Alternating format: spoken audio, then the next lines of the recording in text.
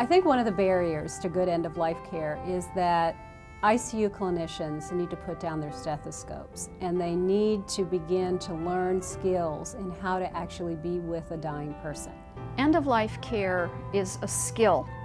We're not born with skills. We develop skills. One of the things that I think is very important in teaching physicians how to communicate better with family members about end-of-life care in the ICU is really to teach them to treat it like a procedure.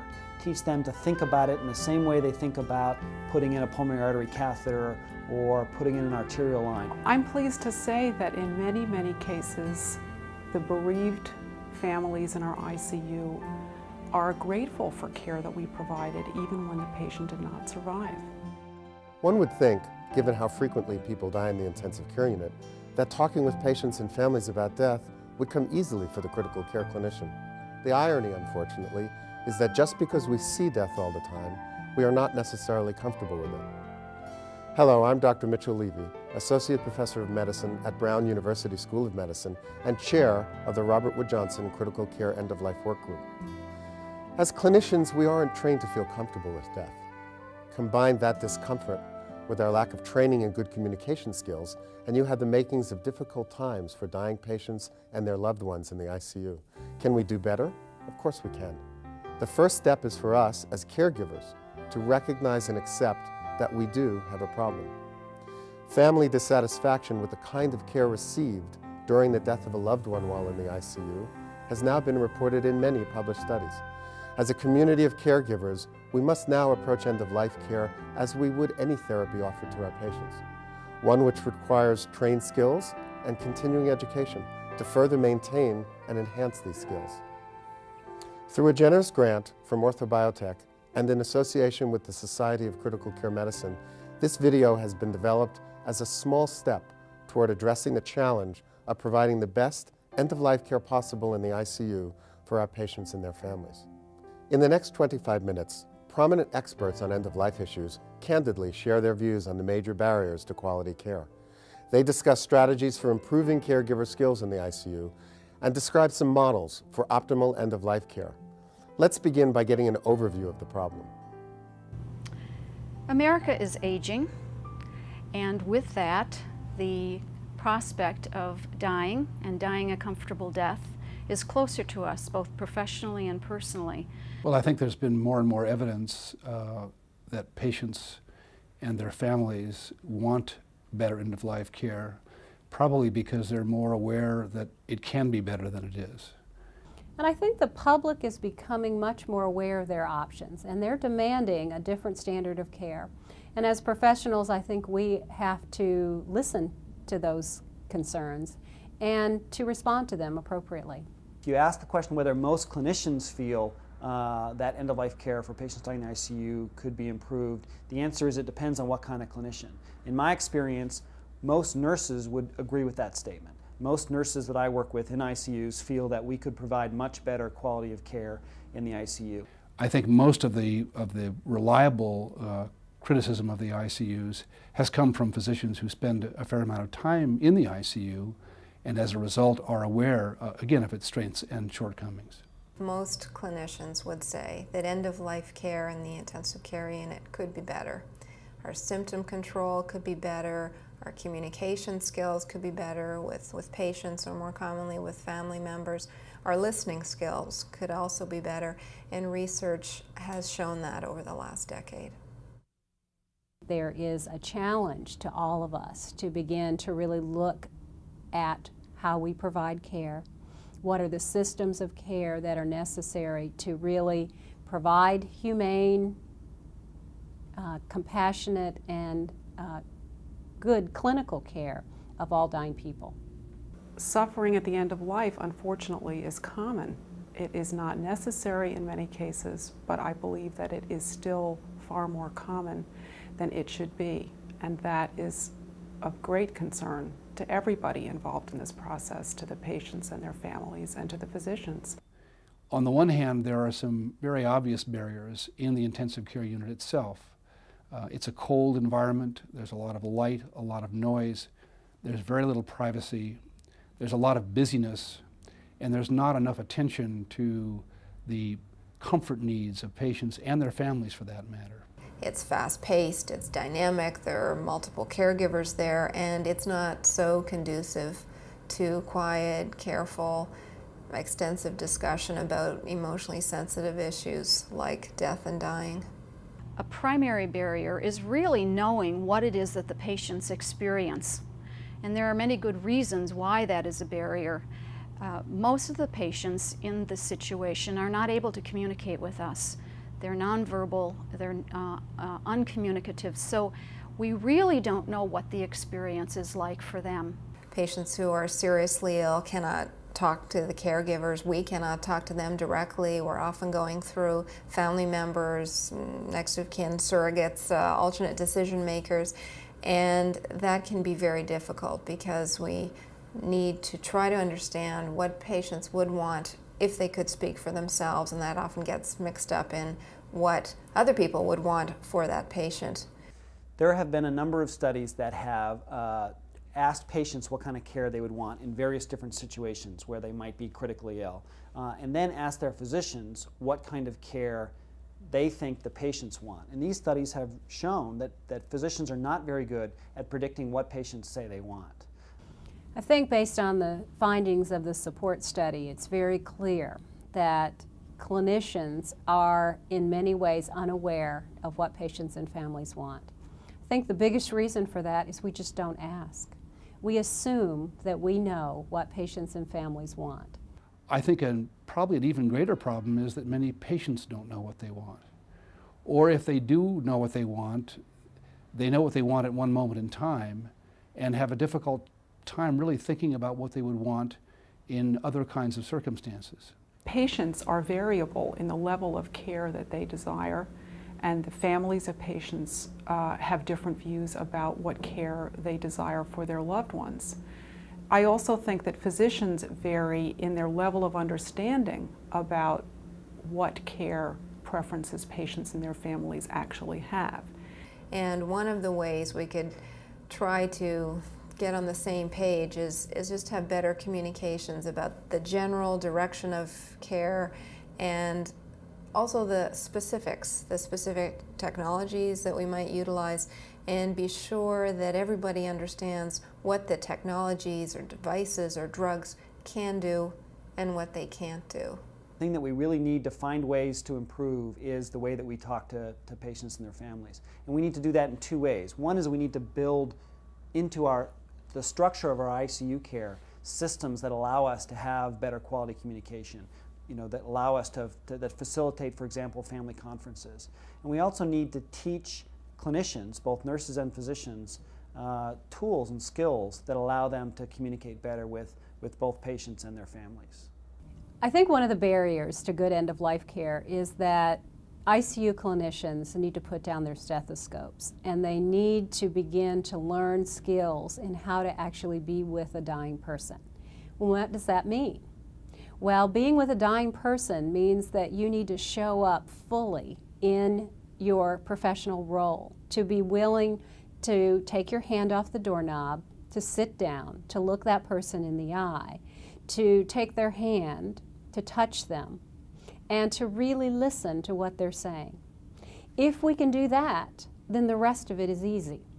Communication is most commonly identified in recent literature as the single most important factor for patients and their families during end-of-life care. This communication barrier is composed of multiple factors, ranging from the physical environment of the ICU to the misunderstandings and conflicts between physicians, patients, and families. So what is the starting point of this end-of-life dialogue? Quite simply, it begins with a caregiver being willing to have the conversation. While this may seem straightforward, in reality, it turns out to be one of the most difficult tasks expected of a critical care physician. Unfortunately, as already mentioned, most physicians receive precious little training in communication skills. Thus, when faced with the prospect of a difficult discussion involving a transition from a curative to a palliative approach, many clinicians become anxious. Discussion about our preferences for end-of-life care, I believe, should begin when we're healthy. They should be part of discussions within a family so that the family understands what our preferences and our concerns are. If you survey outpatients who are relatively healthy, The vast majority of them say that they do want to have conversations with their physician about the kind of care they'd want at the end of life. And in fact, they say the earlier the better. When a person finds himself or herself in an intensive care unit, there's always a balance about discussing end-of-life care issues and promoting hope for the family members. But it's essential that these discussions take place. The discussions aren't easy. It's difficult to break bad news to family members. But if we do provide these discussions, if we're proactive in our communication with family members about what we believe the patient's prognosis is, then this helps to prepare the family members so that they're not caught up short, so that they're clear, and it gives time for some resolution within a family. We do not have the power to extinguish hope on the part of patients or families. Patients and families are going to continue to be hopeful regardless of what we tell them. And by being able to put the issue out on the table, we have now diminished the isolation around that particular issue. Patients and families are thinking about those kinds of questions. And it is, in fact, a professional responsibility to be able to put that issue out for conversation. When we don't do that, we are really denying that patient and family and ourselves the opportunity to address it and to work through the issues that come up around end-of-life care. This issue has been described as the elephant in the room, and the elephant is there and needs to be directly addressed. And often patients and their families are much more anxious and much more upset when the elephant is not addressed, and when there's only silence, when there are many, many questions and many, many issues to be discussed. I think clinicians have a hard time talking with patients and families about end-of-life care, DNR orders, for a couple of reasons. One is that it's very difficult to talk about death and dying. We, as a society, have a lot of issues about denial of death. As clinicians, it's hard for us oftentimes to admit that we can't save a patient's life. Oftentimes we feel a little unsure about ourselves and our own skills. You know, am I missing something? If I was a better doctor, would we not be talking about end-of-life care, but instead be talking about discharge planning? We want to be absolutely sure that we are right when we say we don't think you're going to get better. And so we resist it. We also resist it because it's a difficult conversation to have. And by doing that, we, I think, undermine our potential for being able to make good end-of-life care plans with patients and families. Physicians also feel guilty when a patient is dying. Physicians often see this as a professional failure rather than the inevitable consequence of the illness. These are all reasons why physicians avoid these conversations. And these conversations take time. They simply take time. And time is very precious. There are competing clinical demands, there are competing academic demands, and so it is hard to get the time to have these conversations, but it's absolutely essential. Although we have benefited greatly as a result of advances in critical care technology, these advances have presented us with considerable ethical challenges. These new life-extending technologies and therapies have generated a growing number of medical legal questions regarding end-of-life care. Unfortunately, these questions are often used by clinicians as a means for not initiating end-of-life discussions. As clinicians, we must be willing to look at ourselves and honestly examine our motives for avoiding difficult end-of-life discussions.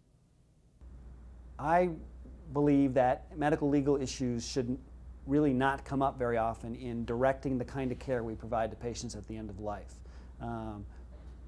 The most important way to avoid medical legal problems is by communicating with patients and families up front.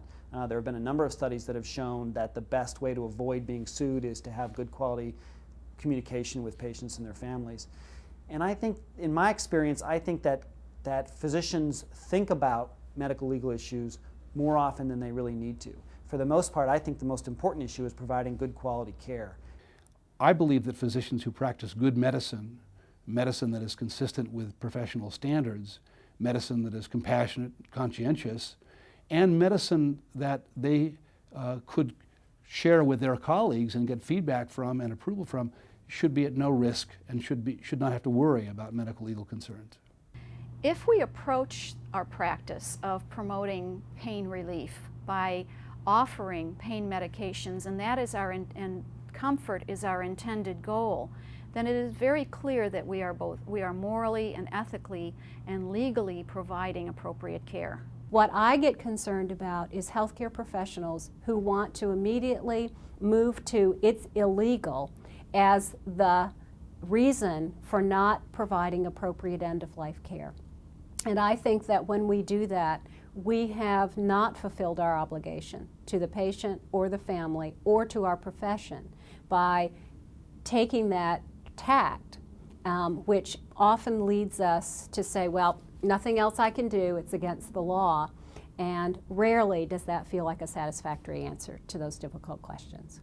I think it's important to be familiar with all of the standards that are locally applicable, the statutes, the case law, and whatever administrative and hospital regulations apply, and also to document carefully why treatment is being given. And provided that this is done, I think that physicians can give excellent end-of-life care without great concern about medical legal concerns. As we try to interpret the legal framework, be clear about where you're getting advice, whose interests are being served by that advice, and how do we incorporate that information into a plan of care that honors both our obligations to patient and family and our professional obligations on behalf of all the patients and families that we serve. If in the long run we are to improve end-of-life care, we must begin by candidly assessing our own current attitudes about death. If as caregivers we are uncomfortable with the prospect of death and loss, we cannot expect to be able to offer a nurturing, reassuring presence to our patients. Only by becoming comfortable with the dying process can we expect to help our patients and their families accept this inevitable transition. Fortunately, there are specific strategies which we can adopt for optimizing end-of-life care. The advice that I would give to patients and families, and particularly to families with whom I deal with most of the time, when they become frustrated by the intensive care unit, is to have them understand what the intensive care unit tries to do. By its very name, intensive, it implies that the care is going to be intensive. It's going to be very, very aggressive. And the intensive care unit is really should be thought of by families and patients and by practitioners as a therapeutic trial. It's a place where you go to see if you can get better. And in the process of trying to get patients better, we're going to do a lot of things that are potentially very invasive, even potentially hurtful, although we can certainly give drugs to try to keep the suffering to a minimum. At the same time, we are often going to reach a point when the therapeutic trial has failed and the transition from aggressive care to more palliative care has to be considered. Healthcare providers should take a proactive approach to the attention and the care that is necessary to be given to family members. One way of doing that is, like we do diagnoses of patient conditions, I think we could do a family diagnosis proactively, assess the family, assess their needs, recognize the stresses that exist, look at the patterns of communication among family members, and anticipate where we may be getting into conflict with a family member. It's not uncommon in the ICU to be involved with families where, for example, sons and daughters would come from different parts of the country, or in some cases the world, to see their parents who are dying and have not seen them for many, many years. And coming together at a time like that is very stressful and also tends to open old wounds that may exist in the family. I think many healthcare professionals have this idea that when a problem like that presents, we ought to be able to fix it. Unfortunately, when a family presents, they come with their years of experience and the dynamics that have developed there. It's very unlikely that we're going to be able to change that in one short interaction. So often the best we can do is to try to create a place where we can make sure that all the voices are heard and that we can be respectful of different perspectives, that we can offer a process for how decisions will be made. Usually listening and taking the time to have the communication will resolve many of the conflicts. Most of the time, what people want is information about their loved ones in terms that they can understand, and a sense that the physicians are committed to providing the information and dealing with them and their loved one in a compassionate way. And to think about the skills that you need to do that, to prepare for it beforehand, to think about the information that you need to have before going in and talking to a patient or family member, to think about the setting in which you're going to do it, make sure it's a quiet and private setting, try to minimize interruptions, and to make a plan for the things that you want to cover in that conference, to make sure that the patient and or the family's questions are answered, that their agenda items have been addressed, and to think about how you're going to wrap it up and how you want to conclude that kind of conference, making recommendations to them as appropriate, and then letting them know how they can reach you afterwards or if questions come up after the conversation. The first step to improving skills and knowledge at the end of life is to place enormous value on this area. This has to be regarded as part of the core curriculum in critical care medicine, and just as important as what we have generally regarded as our bread and butter areas like hemodynamic management, respiratory failure, and so forth. This is part of the heart of what we need to know as critical care physicians. One of the things that we've been doing in our own institution is we've been using a model of communication training where we use trained actors to portray family members. And doctors and nurses learn skills in how to handle emotions. That's something we find it very difficult to work with.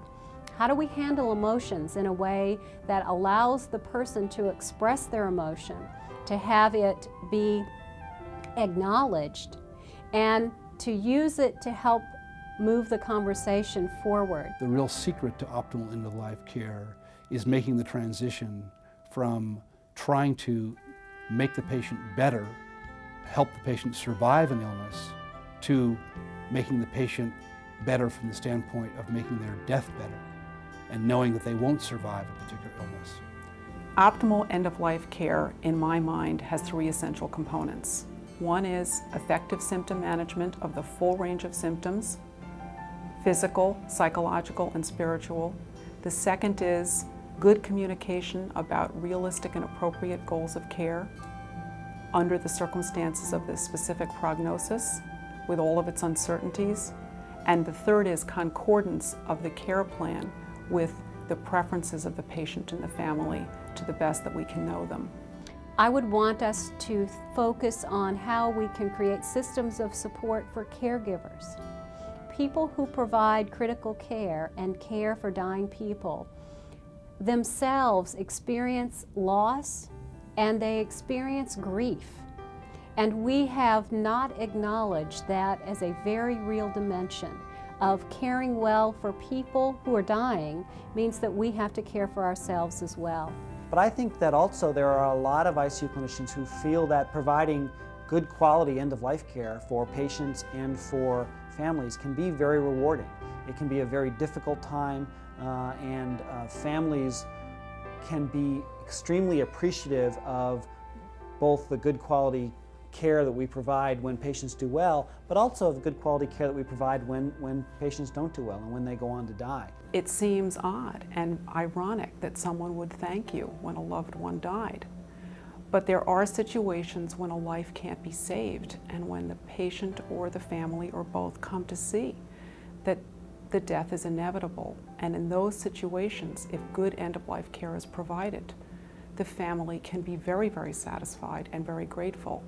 And this comes back to us as tremendous professional gratification. The key to good end-of-life care seems to boil down to some very simple actions. We need only begin by being genuine, decent human beings who work honestly with our dying patients. We must also be willing to share our humanity, sincerity, and tenderness with the families of dying patients. This is not a very technological solution, perhaps, but nonetheless a very powerful therapeutic tool. When we ask ourselves, can we do better at end-of-life care? The answer may be much simpler than we ever imagined.